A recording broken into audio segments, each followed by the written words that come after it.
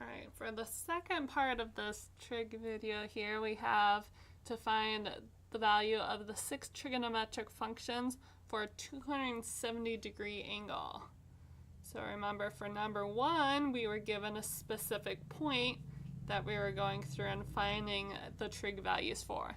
This time we are given an angle instead. So this time we know what our theta value is, what that angle is. It is 270 degrees. So remember, anytime whenever you're starting a rotation, you always start from that positive x-axis and rotate around counterclockwise if it is positive. If it's negative, then you go clockwise instead. So in this case, we'd be starting from our positive x-axis and then rotating all the way around to 270 degrees. And in general, we'd have it with a radius of 1. I'm going to just draw it a little bit bigger size here. So we'll say that 1 is out 4 units, let's say. So we'll mark that in.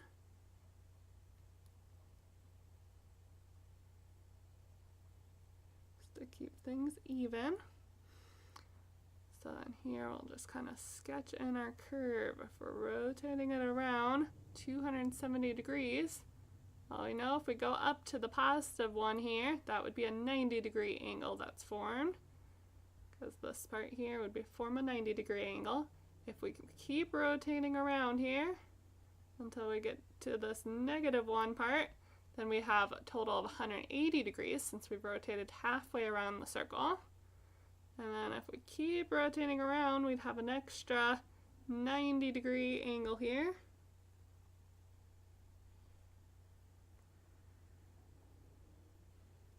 Once again, not perfect since we're doing this by hand. We're going to be right about down here.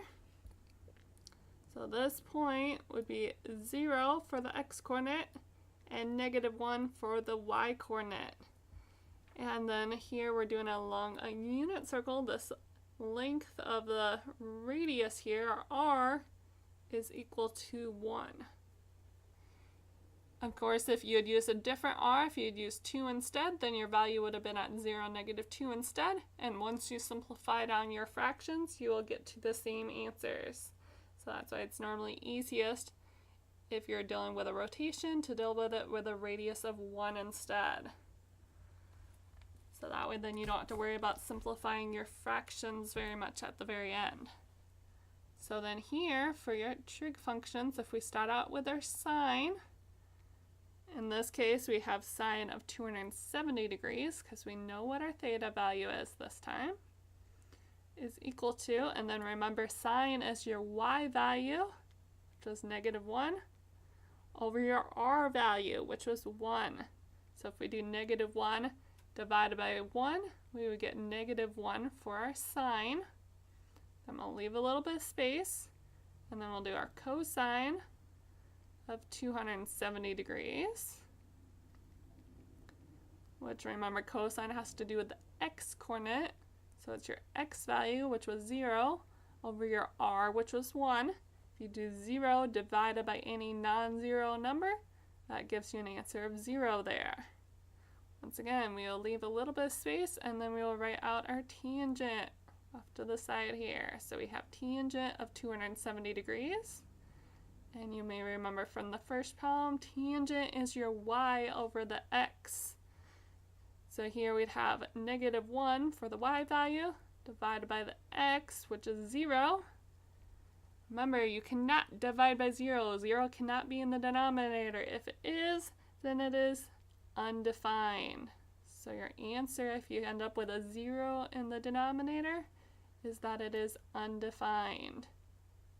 Or sometimes in the homework it might have you put an N for undefined, or it may give you some other symbol to use. But undefined is if you're dividing by 0. And then once again we can do the reciprocals of each of these. Remember, cosecant is the reciprocal of your sine. So your cosecant of 270 degrees, you'd flip your fraction, you'd have 1 over the negative 1. So you'd still get negative 1 once you divide that out. Secant once again, is the reciprocal of your cosine function. So your secant function then would be 1 over 0 this time. Just like with your tangent function, if you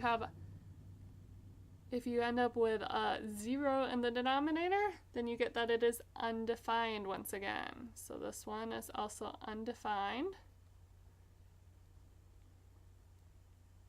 And make sure that you are stating so. If it is undefined, don't put 0, because 0 is a totally different answer than undefined. Put that it is undefined if that's the case. And then our last one of our 6 different trig functions is our cotangent. So the cotangent, remember, is the reciprocal of your tangent. So that would be equal to 0 over negative 1. And if you do 0 divided by negative 1, plug that in, you should get 0 there. 0 divided by any non-zero number, once again, is 0. So make sure if you are struggling with any of this stuff, since it can be a little bit trickier, especially if you've never had a trig class before, make sure to ask if you have those questions.